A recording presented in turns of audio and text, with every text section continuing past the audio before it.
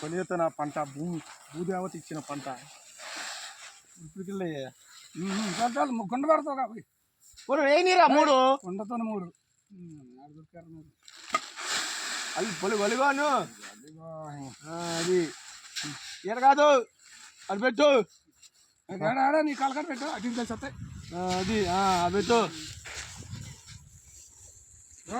మురిగినాడా రా బొంద కోసం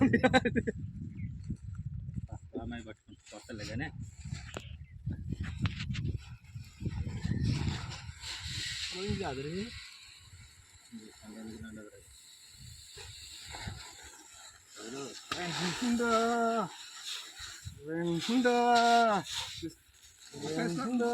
వాడు వేస్తాడు చదువుకుంటూ